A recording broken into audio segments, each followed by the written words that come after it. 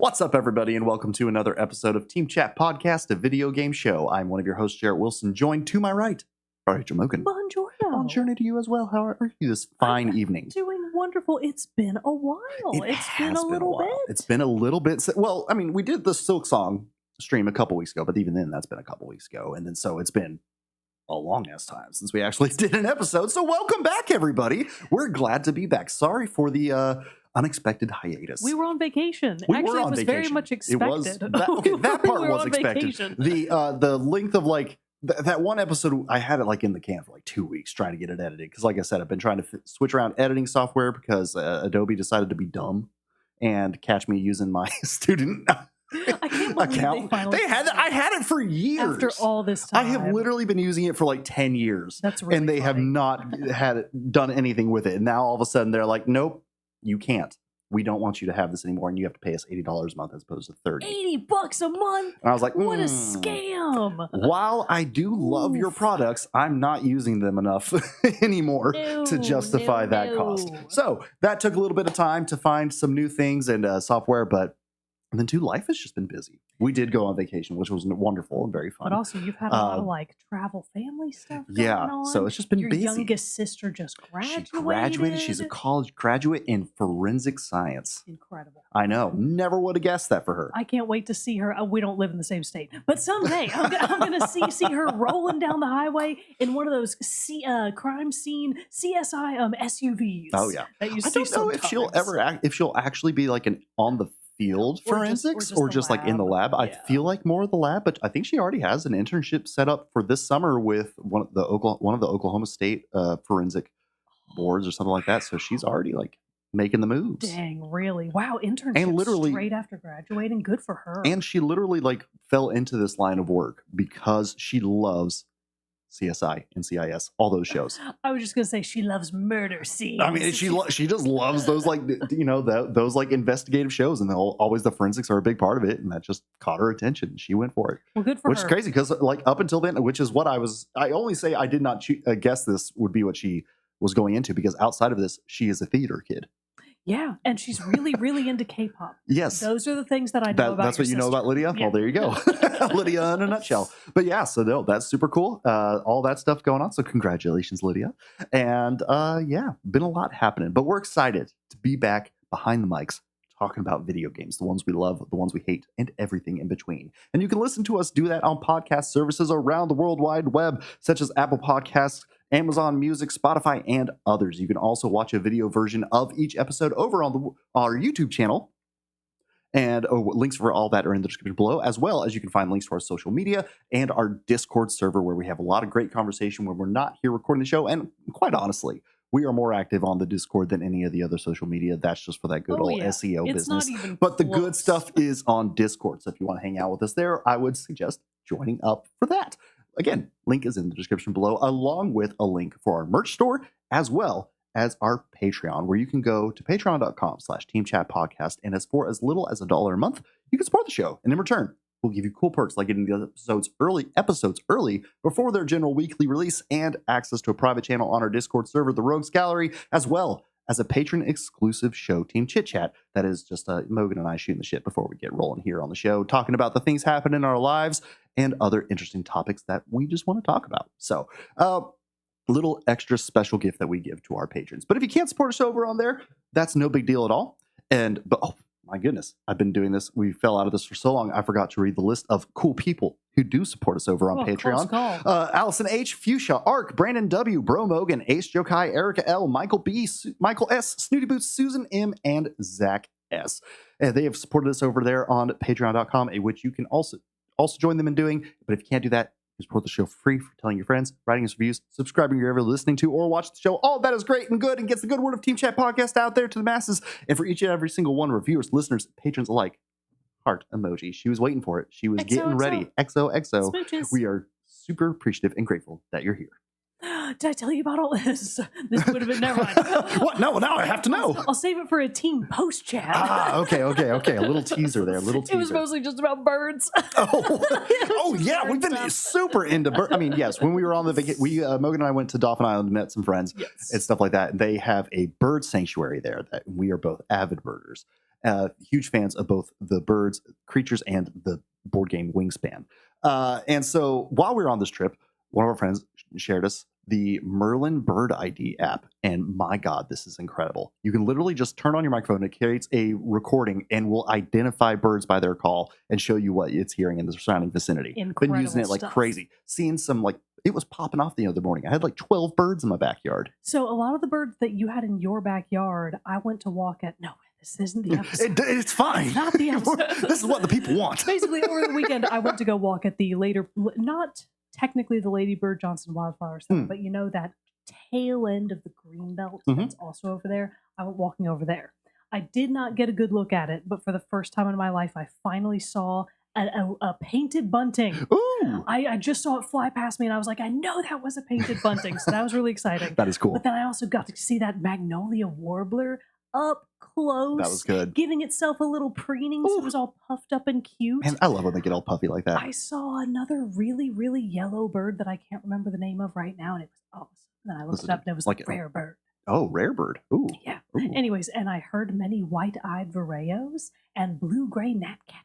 Ah. It was awesome. One of the ones that I heard for me was the blackbird with the color red-winged blackbird. Yeah, yes, which I've like never seen those just like out. I feel like that's always in like a marshier area and stuff like that. I feel like we probably get them more in like grasslands. Yeah, which we live in the city. Where are we going to see grasslands? I do have big yards behind me, though. Maybe that's a big enough grassland for them. Yeah. Maybe, though. Who knows? Who knows? But anyway, cool stuff. Somebody make a video game about birds. Yeah. Anyway, before we get into the main topic of the day, let's get a little bit of news and what's coming out soon in our Moment with Mogan. All right, we're just going to start with as of this episode's recording date, because since we missed so much, I'm going slightly back in time. Call of the Elder Gods, which is a direct sequel to the previous game Call of the Sea. Call of the Elder Gods is coming to PlayStation 5, Xbox Series X and S, Switch 2, and PC as of May 12th. Did you play Call of the Sea? I did a little bit. Okay. But honestly, I got stuck, and I was not really, like, enchanted by it. Oh, okay. So you're kind of like, all right, time to jump ship. Really, at some point, I should go back and give it another try. I didn't give it a good enough effort. But yeah. I don't know. I still might play Call of the Elder Gods. Anyways, Clockwork Ambrosia is coming out for PC on the 12th as well. Directive 8020 or 8020, depending on how you want to style it, is out for PlayStation 5, Xbox Series X and S, and PC. Indiana Jones at the Great Circle is getting its Switch 2 release.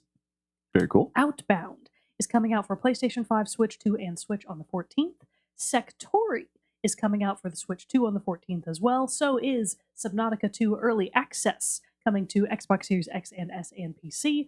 Then, in other extremely topical news that today's youths will really latch on to, Rugrats Retro Rewind is coming to PlayStation 5 and Switch on the 15th. Is that a remaster or a brand new game? I'm not sure. That's a good question. Because like if that's a brand new game, that's kind of wild that we're getting a brand new Rugrats game in 2026. That would be insane. Honestly, I hope not. I hope it's a remaster, because otherwise that makes no sense.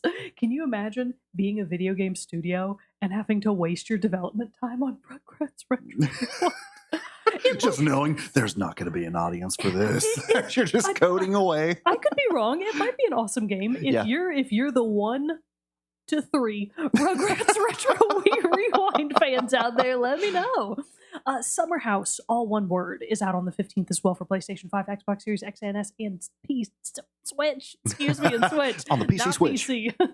Thrifty Business is out for PC and Mac. Hey, point for Mac. I got one for Mac on May 18th. Darksiders War Mastered Edition is coming to PlayStation 5, Xbox Series X and S on the 19th. We've also got Farming Simulator 26. Hell yeah. Farm Simulator going strong in the year of our Lord 2026. That's coming to Switch, iOS, and Android on May 19th as well. Then we also have Forza Horizon 6 for Xbox Series X, XS, and PC on the 19th. R-Type Dimensions 3 is out for PlayStation 5, Xbox Series XS, Switch 2, Switch, and PC on the 19th as well, and we will call it there. Cool. Very good, very good. One shout out for the future, Coffee Talk Tokyo. This is a game that I know the original Coffee Talk actually has a lot of stands out there. Friend of the show, Bro Mogan, has played the original Coffee Talk. I think he quite liked it. So anyways, Coffee Talk Tokyo is coming to PlayStation 5, Xbox Series X and S, and Switch, and PC on the 21st. Just something to keep keep your eyes peeled Keep, for. keep the peepers open for. Very cool. Very cool. Well, for our main topic of the day, we're going back to a good old list. We haven't done a list-isode in a hot minute. We really have. Which, they were a core tenet of early Team Chat days, and I feel like we need to kind of make them come back in a big way because they're super fun. Yeah. We enjoy doing the lists. Good old list-isode.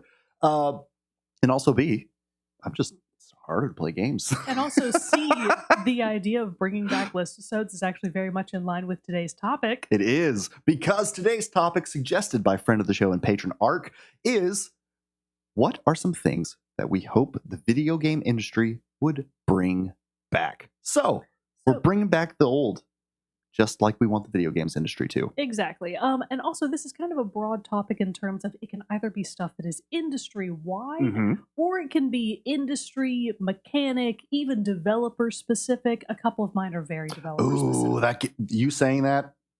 Got the juices going. Got the juices going. So first, I think it makes sense for us to start with probably the broadest topic, which is industry-wide trends that we want to bring back. And this is also the part of the episode that I think is going to be the most ranty, because I feel like let's just get fired up first. Let's just get really fired up first, because I had a long list about this one. The first one that I think we can both talk about very easily together is, hey, publishers, developers, CEOs, COOs, CFOs, heads of development, C-suites.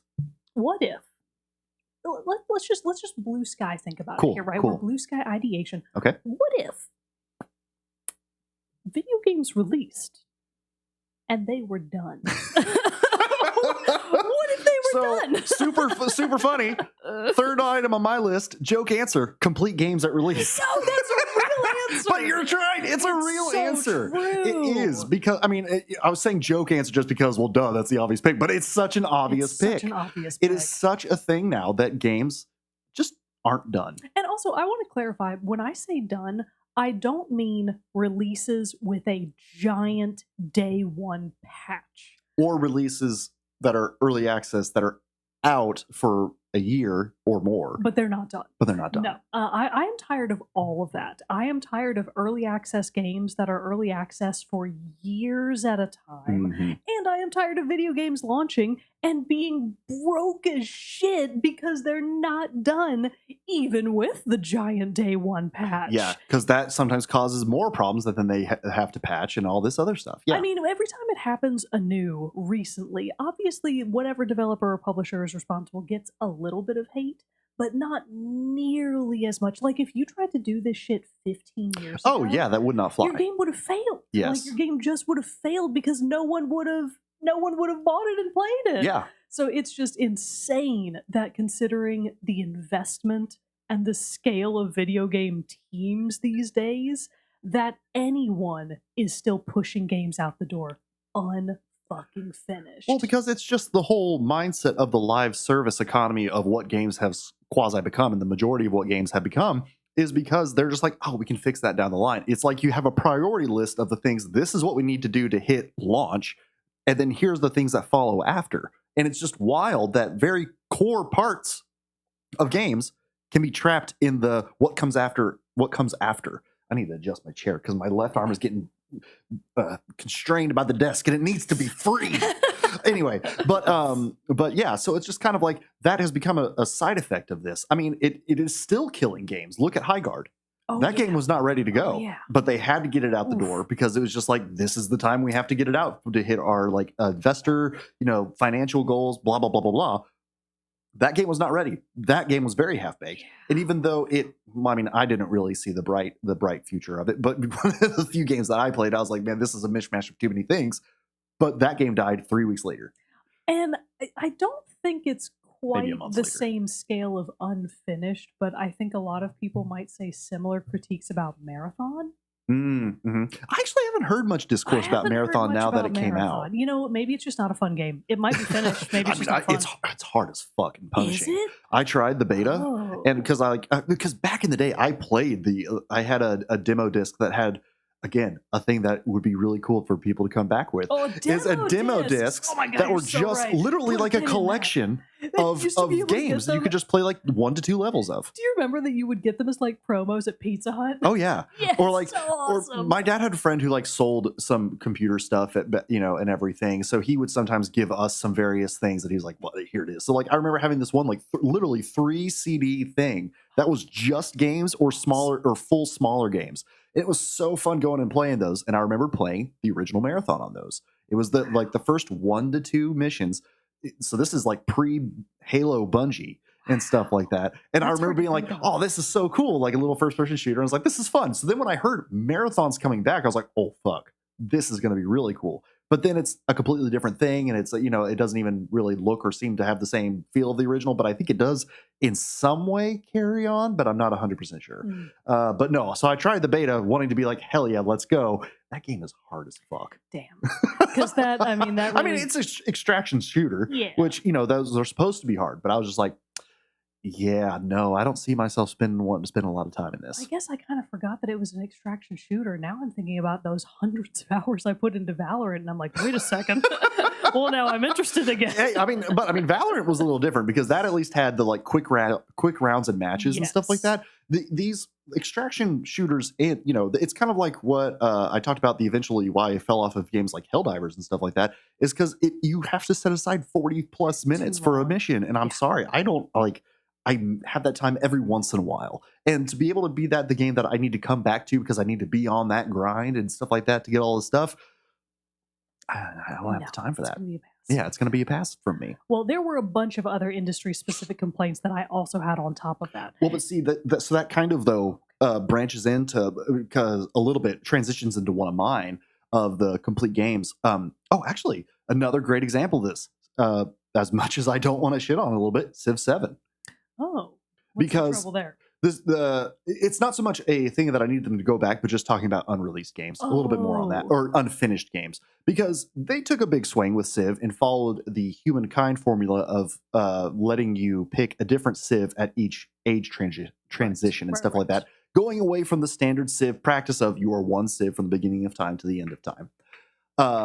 And so obviously a lot of new things. They were trying a whole lot of stuff, but when the game came out, it ran and it was playable, but there were a ton of like UI things that were just weird or parts that just didn't look finished or like backgrounds to things just not loading in right. And it's just kind of like, huh, this is odd.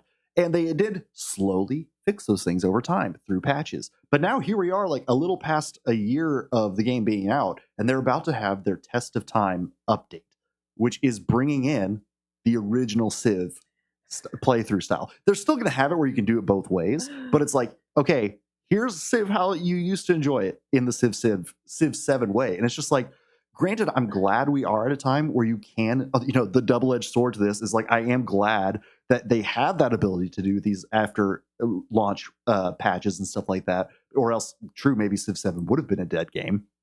But it's just kind of like, what? So should this just be Civ 8? Like, what are we doing? Wait, I have a question about that. When Yeah. they push this new update, Mhm. is it paid DLC? No. So I don't think it argue is. I'm if- pretty sure it's free. If it's not paid DLC, then I would argue that the game probably just should have launched with both modes.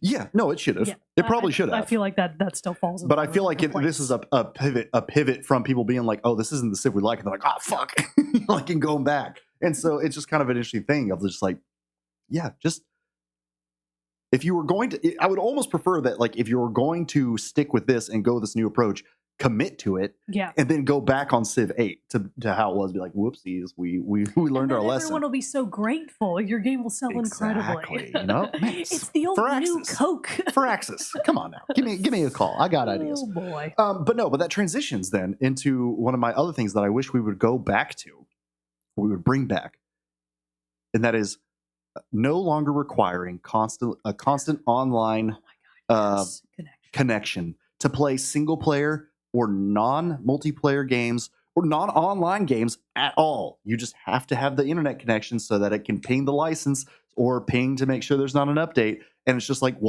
why? No. Internet's out? Cool. I'd really love to play this great single player adventure that I have. Oh, I can't. I can't. That has never been acceptable in my book, and it is just even less acceptable now. Like that's a compounding problem Yeah. that will never be acceptable in Yeah. my mind. No. That's a trend that needs to die off, which isn't exactly the topic of today. So I guess, but it needs to die off by bringing it back to the old bring ways. back games, single player games being playable offline at all times. And I know that every once in a while there is still, I feel like the game that comes out that's like, yeah, you can still play this offline. Don't worry about it. But it's too often, and too often it is the big titles and the big AAA games or whatever that everybody's excited. It's like, nah, you got to be online connected all the time. And I'm just like, that's bullshit. Why? Nope. No, thank you. Rejected. Yep. Like, I'm pretty sure Veilguard you had to be. Oh, yeah, I think so. And Veilguard was 100% single player. That doesn't make any sense. It makes no sense. Yeah. So it's just like, no, go back to that. Get it out of here. Well, my last little one in this sort of industry specific complaints is I want to bring back, when you buy a game with your money, you should own that game forever. Yep. I am still so mad when I look at my little entertainment system and I see the case for Overwatch 1 with a disc in it that I cannot play. That will just install Overwatch 2. Even though I paid my hard-earned dollars for that game, they stole that game from me. I definitely feel like they're changing the wording now and being more open that, because it was the thing, us coming from the physical, media world and transitioning into this now in the full digital is, we were used to that. It was a thing. You bought it. I own this. I have this thing. And that's another thing about the online connection that I was saying. It has to have that online connection so it can check your license and make sure you have it. But that's the thing I think that people fell into, and I know I did too, when digital games started becoming the thing. I was like, oh, this is so cool. But it's like, no, you're not buying it. You're buying a license to play it. And it's just like, so now I've started seeing it a little bit more clearly in terms and stuff like that I've actually see you are buying a license, not the game. And I'm just like, what are we doing? What are we doing here, guys? What are we doing? What is this? Because it's just, it's like, so at that point, yes, just if this is what we're doing, because I'm basically paying a one-time subscription to this that you're going to take away. So it's like, yeah, sure, we might as well all just be on the Games Pass and whatever if we're not going to truly own any of this. If I have a CD drive adapter for my laptop, I can break out my ancient first couple of editions of Nancy Drew game discs, and I can play them today. You know what I can't do? Can't play Overwatch 1 ever again. That's right. It is bullshit. Yeah. The whole thing is messed up. We need to bring back full game ownership, full stop. No, none of this licensing stuff. I mean, it really was. It's one of those things. It's like the good old days, but it was. You would just go to the store, buy your N64 game of whatever it was, Smash Brothers, Final Fantasy 7, Final Fantasy 7, Ocarina of Time, 8. And then you would just go home. Stick that cartridge in the N64. It didn't have to download anything. You can still play N64 games today. Yep. They still work. It didn't have to download anything because it was done. It was done. Just put it in your PlayStation complete. 1 and it was done. Yeah, it's just it's just the fucking state of the world right now that everything just gets shittier and shittier really as time goes on. It's just the enshittification of it all. That's really the overall complaint here. It really is. It really is. But I have another small one that I want to bring up, which is not industry specific. Ooh. This is more genre specific, and this also harkens back to the old days of video games. Okay. And this is just a little wish list item from me. It's not necessary, but I would like to see. But just be cool to see. I loved early fighting games where you had to where you only started with 6 characters, an unlockable roster. You only had 6, maybe 8 characters if you were really lucky to start with.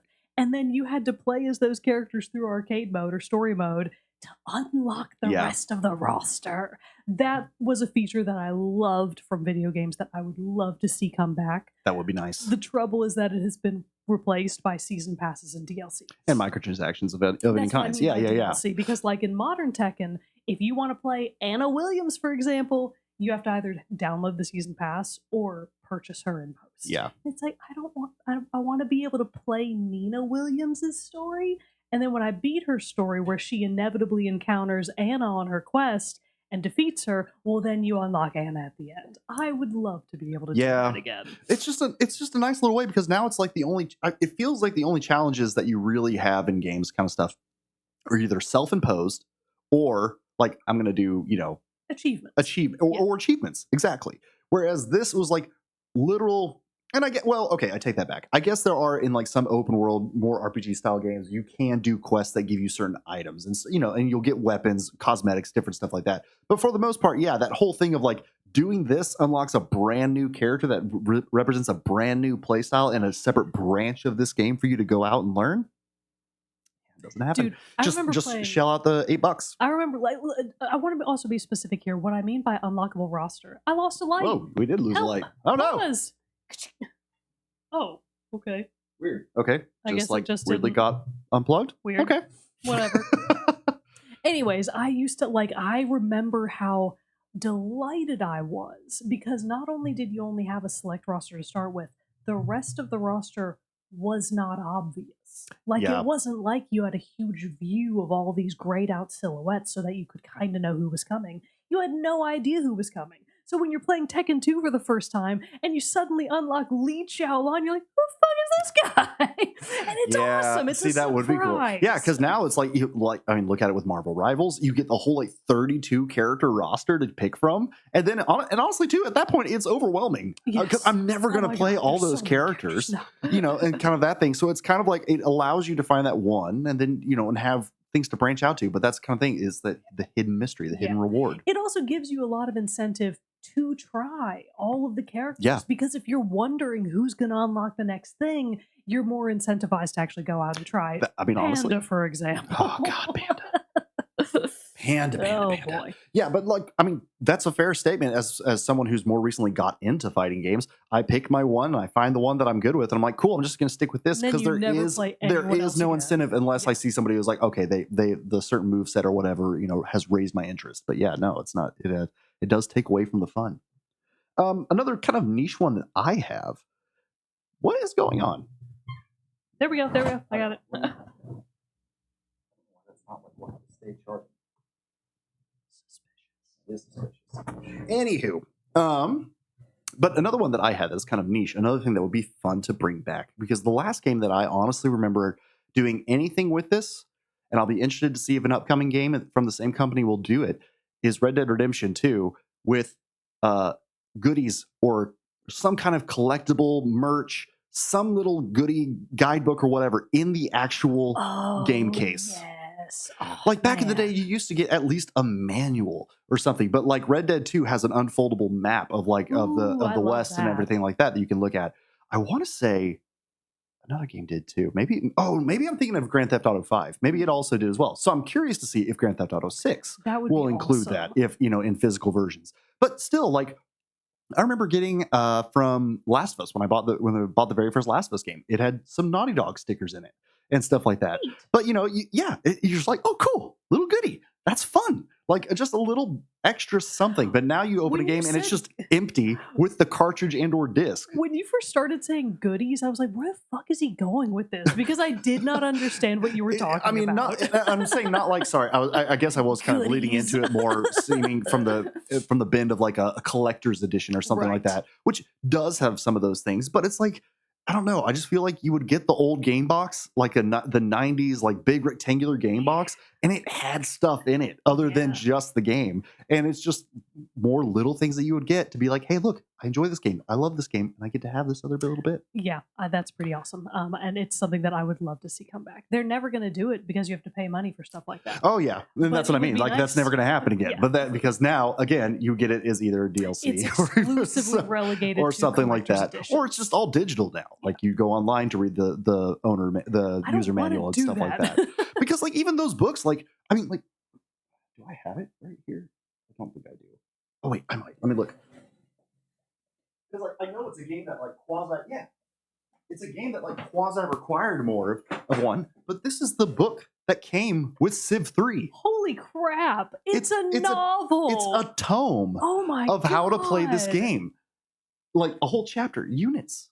Oh my God. This came with the book. It was with the game. It was not extra. It was included, That's crazy, dude. right? Oh, and it's got the max, Max symbol, in the yeah, hell yeah. corner. I mean, that's Civ 3. So I The mean, that was like what old 2003, something like that. Wow, that's incredible. But yeah, Like, this was so cool to get these big books like this. It like had the full rundown of how to play. I've opened it up to page 65, everyone, and the image on screen, the image on page says pollution strikes San Francisco. Ah, god damn it. It's the fog Oh my and the bug. god. Smog. That's This what is I was looking for. awesome. Yeah, military units, ground like, units. This was so cool to get. This is sick. Oh, it's behind this door. Man, Civ is actually coming up a lot. Climbing the technology tree, science advisor. Look, I'm gonna pop this off the wall. Oh my god. This came with Civ 2. It's the full technology tree and unit/terrain guide. This came free. That's awesome. Free. Not framed, but the paper. Yes. Yeah, the paper inside it came free with the game. Bring it back, devs. Bring this real. back. Or marketing teams, whoever's on top. The marketing team would have to beg, cry, and scream to get the kind of money to produce this stuff these days. Are you kidding me? Oh, yeah. So anyway, yeah, that's one that I would like to see come That's back awesome. too. Well, did you have something else specific? Let's see. Because I've got one that I think both of us can kind of complain about. Ooh, okay. And these two, because I can think of two specific games where it's a problem, but it's a problem in general. Okay. It has to do with Horizon and God of War. Ooh. Can you guess what the thing that I want to come back is?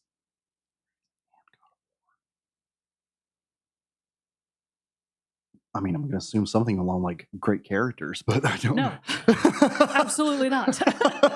Then what is it? The thing that I want to make a comeback is the game developer having even a remote amount of faith in your ability to use your human brain to solve environmental puzzles. Oh, okay. Oh, so you mean like how the new God of War did it with like Atreus giving the Yes. hints and everything. Oh my So cool. God. Yeah. And or Mimir. Horrible. Or Aloy. Every time Yeah. like she wants to do something out in the environment, she's like, oh, I should blah, blah. Oh, I should blah, blah. No. Yeah. Let me Don't do figure it that. out. We can figure it out. I know I need to collect the little plants to make stuff. You told me in the tutorial. I don't need you to say it out loud every 5 seconds. Yeah. And I don't need you, Trevor, whatever his name is, to start telling me right away when I don't solve a puzzle within 5 seconds. I do remember that from the first. I know they wound up patching it, I believe, but I do remember when that game first came out. Like my first couple God. puzzles, I was like, "Oh my god, I just got here, dude! Calm down." And yeah, I think it would be better if they went back to where it was like you collected, say, like in the Horizon example, you collect the craftables, and then a pop up says, "Hey, this is available to craft" or something. And you're like, "Oh, I can craft this now." Or you unlock something, and you're like, "Oh, I've unlocked this craftable. I see what it takes to craft. I'll go find these things in the world." But yeah, it's the hand holding is a bit egregious. Or here's an idea that I'm going to steal out of the book of Nancy Drew. Oh, If you get stuck, talk to your companion. Like Travis is right there, right? Kratos can just turn to him and do a dialogue. Like if you want to get a hint out in the environment, it doesn't need to be compulsory. Yeah. Let's bring back non-compulsory hint systems in games. And who was it too? I think it was Ark or Nines maybe in the Discord talking about how they always have to overlook the yellow painted ledges in Horizon for the grapple points and everything when you're climbing up rocks and stuff. I don't mind like a little bit of some kind of like variation to let me know what's the climbable surface or not. But I mean, because like even in the old Assassin's Creed games, when the climbing and stuff was way more of a thing, there would be like stones that would like be stuck out like a little bit more, and you would know like, oh, that's my obvious path, but not something quite so obvious as with Horizon that it's just like, here's a bright yellow paint strip on the top of this ledge. Did I imagine it, or did they actually make that a little bit less? Did they make that a little bit more subtle in Horizon 2? They made it way more subtle in Horizon 2. Because I was thinking, I don't remember them being yellow. I feel like they were a light sort of like pale ivory. Yeah. No, but in Horizon they were straight up just like yellow, like they just like dipped paint or poured some paint over the edges of these ledges. And I was like, okay, come on now. Like I know I can climb up this path. I don't need this much hand holding. That's really funny. I did have another one that is a little specific and kind of harkens back to your fighting game one that you had, but it's in. I remember this more in the Call of Duty lobbies of yore, having a and they might still do this in games, just not in the games I'm playing right now. But map and game mode vote systems in between rounds. Oh, like in Mario Party. Yeah. They still do that in kind of stuff. Well, actually, yeah, Mario Or Party, but I meant Mario Kart. I Mario said Kart, yes, yes, yeah. yes. So it's like, people can vote on the different thing, but I specifically remember in like Call of Duty lobbies, you would hop on a server. There would always be at the end of each round, while the lobby was preparing and stuff, there would be a brief second before each match where you could pick, do you want to do like team deathmatch on this map or do you want to do capture the flag on this map? If you were doing more of a mixtape, you could obviously get into servers that were just one game mode and stick with that. But in those ways, it was fun to just be like, oh man, that map was fun. Let's do it again and vote and everything like that. Now it just seems like Apex. It's a constant rotation of the same maps and the same things. Yeah. And that's kind of Valorant is like that. yeah, Valorant's kind of that way too. And it's Actually, just kind of like, Overwatch. Do you remember at a certain point they started rotating maps in and out? oh yeah. And I hated that. Yeah. I wanted to have all of the I maps feel like available. Overwatch was one I feel like you couldn't vote No, on. you couldn't. You couldn't on the map on like when you were going into a. Oh no, you're right. What am I thinking of? It was just a rotation. Oh, maybe it was just the team deathmatch, like arcade modes you could vote on. Oh. No, not even that. It would still preload you in. But yeah, so like Call of Duty, you being able to go in, and it was just, I don't know. It's a dumb, silly thing. It doesn't have a huge amount of impact, but it was still fun to just be able to kind of be like, man, doing team deathmatch on like the Rust map from Call of Duty 2, Modern Warfare 2 was like so fun. Well, let's just run that one again. But then you'd always have the one person who's like, no, we're doing this one. So I don't know. Just a fun little community thing that, in between matches. Okay, I'm being informed, take this with a big grain of salt, by AI overviews, that as of June of 2025, you can vote for maps in Overwatch 2. Oh, okay. Specifically for quick play and competitive. Okay, well, thank you. Thank you, devs. Good job, well, for one specific game. But I agree that that's kind of rare to see nowadays. Yeah, you don't see it anymore. So outside of like Mario Kart and stuff, and that even is a light, voting system and stuff like that. I'm pretty sure the person who, oh no, it does it random between the picks, right? Yeah. So that one's pretty cool. But I just enjoyed having that as like another option, another bit of interactivity with your teammates or the people you're playing with. So just a fun little it's thing. just fun to see when everybody picks the exact same map. Oh yeah, you're just like, oh, this is the winner. Okay. And then it would always do like that map twice. You could never do it like 3 times in a row. So then it would always give like new options for the next one. But yeah, just a little thing. But it was fun. Well, I have a very specific one, and it's specific to a game, not even a genre. Ooh. I have some complaints. They're not even really Okay. complaints. It's just like when I think about things that I want to make a comeback in the games that I love, there are some specific things about The Legend of Zelda that I would love to see come back. So this is kind of a two-pronged thing because they are two very specific things that I do/don't love about Breath of the Wild and Tears of the Kingdom. So my first sort of prong of the complaint here is I don't want direct sequels to become the norm. Like the fact that Breath of the Wild got a direct sequel at all with Tears of the Kingdom, I actually kind of don't like that. Okay. Like I understand that they did a lot of newish content, but it reused the same map, even if it did add in the sky and the abyss. But wasn't the abyss just like a mirror of the sky? It was just a mirror of the sky. And as soon as I figured that out, it was so much less fun to go down into the abyss because I was like, well, it's just, if I know what's up there, I know what's down here. It's just different textures. It's just different textures. So I hated that.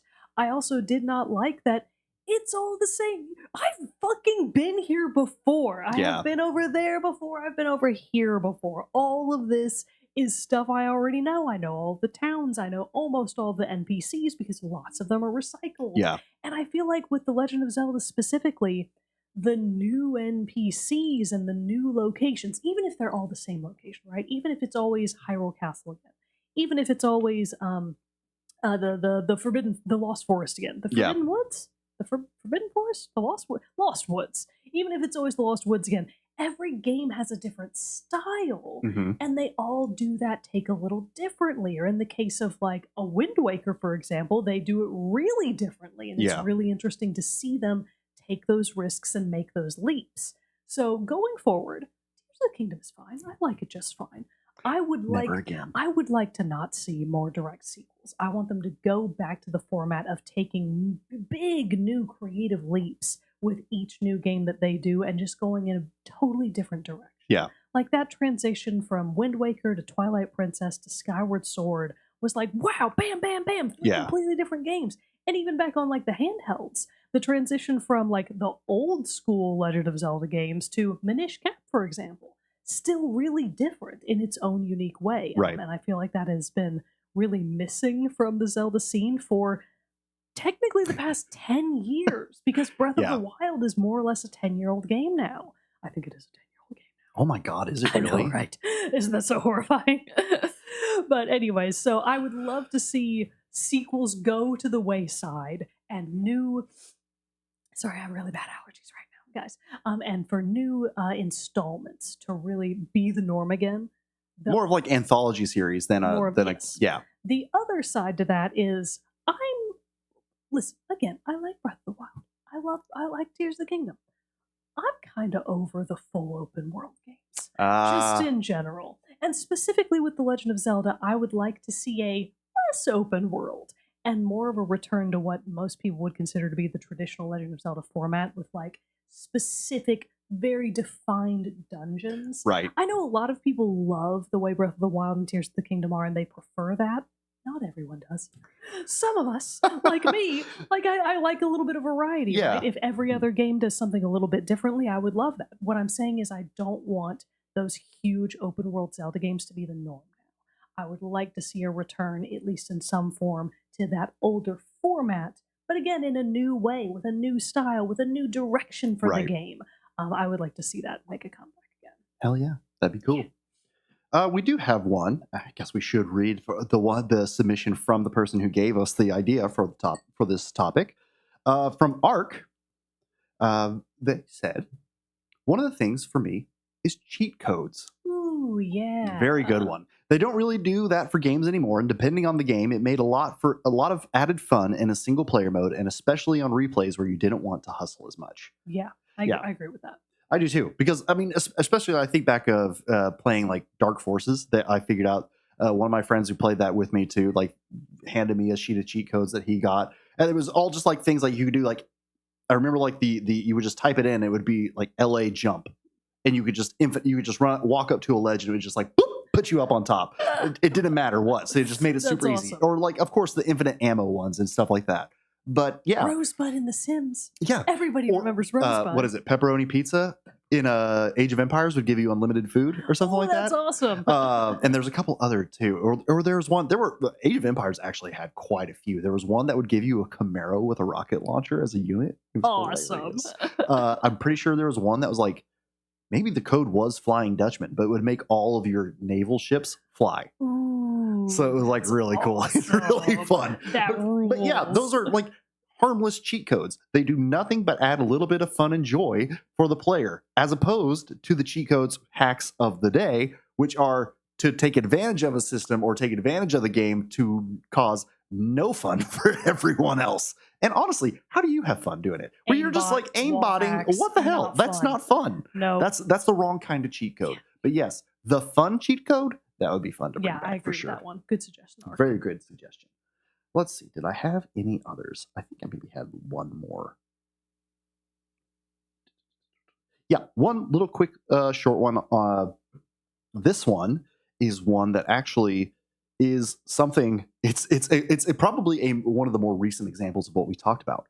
Do you remember me talking about the game Middle-earth: Shadow of Mordor? Oh, I knew you were going to bring this up. Really? Yes, I absolutely. Oh, okay. Well, there we go. The Actually, Nemesis system, everybody. Yep. Hang on, let me stop talking and you say it again. Okay, the Nemesis system, everybody. Because yeah, that is something that those two games, Shadow of War, Shadow of Mordor, Shadow of War, employed this system called the Nemesis system, where you would fight orcs or other bad guys, specifically orcs in those games, and even if you killed them, defeated them in some way, or if they beat you, if you ran into them again in the world, they would remember you, and they would remember what they did to you the last time, and it just made the game, because your character was like could basically come back to life if it was dead, so it was like kind of a continuation of that because they were imbued with an elfish spirit. And so it's, it was one of those things. So they like remember you. They'd be like, I thought I killed you, and like all this stuff. And so it just made for this it made the world feel so much more alive, because they weren't just blind, aimless NPCs going around and that you would run into and fight. They held a grudge. Yeah. And it was awesome, because especially like they would sometimes, I believe, get stronger if they beat you or if you beat them. So the next time would be a more difficult matchup. Sometimes like there would be internal power struggles amongst the orcs, so they would like kill a leader who would then replace and move up in the rank and like have some kind of vendetta against you. It was just a really, really crazy good system. Awesome. for those 2 games, and then Warner Brothers blocked it behind a patent, and nobody else can use it, I can't believe which is that. fucking stupid. I mean, I've heard the story before, but like every time I get reminded of it, I'm like, God, what a waste. What a waste. What a waste. What a waste. They're not even using it. No, they haven't made. I mean, the Shadow of War. Those are also getting plus 10 years plus games, and it's just like we could have had. Think about the implications that could have on like your Legend of your Zeldas, or and stuff like that, Nintendo or the would never. I But know, if they they would never. did. But if they did, or even just into the Assassin's Creed games and stuff like that. There's like so many other ways, especially with the more open world ones, like what they did with like Odyssey and the Bounty Hunters and stuff like that in that game, which was honestly like their try of being like, okay, we're going to do as best we can to like mimic this system without mimicking it. But yeah, the Nemesis system, if it could be brought into other games, would be such a cool feature. There are so many games these days that are so blatantly rip-offs of other games that I'm amazed. Power World? That I'm amazed no one has tried it. Yeah, I know. It's just kind of like you feel like there could be some kind of legal finagling to get around it, but I guess nobody's been willing to try. But What a bummer. it is something that if that could come back and have more of a presence in games, would be so cool. So because I mean, obviously you can have that in some way in like a single player story game where like, because obviously it's written that way, the villain, like you come back, you Yeah. have those confrontations, but this was like For it to be a dynamic system. So good.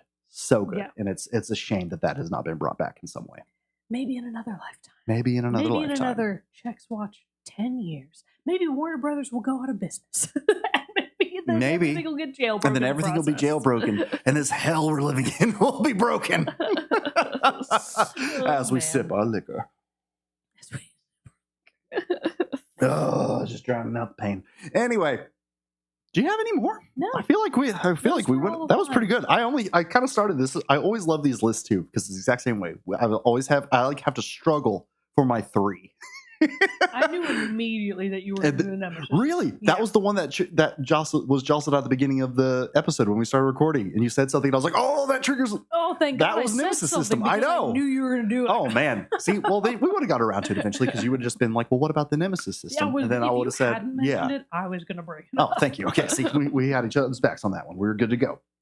But no, I think that's about all I can think of at the moment. I mean, this is always one that we could do a round 2 on and think And of if some you've more got things. suggestions, tell us. Yeah, we would love to hear from you. Write us an email at teamchatpodcast@gmail.com. Join up on our Discord with us and talk about it with us there. Like I said, we would love to have you there and hear from you and what things you hope that developers would bring back to video games. But I think with that wraps up this episode of Team Chat Podcast. Until next time, I'm one of your hosts, Jarrett Wilson, joined to my right by Rachel Mogan. Adios. We'll see you on the next episode. Bye.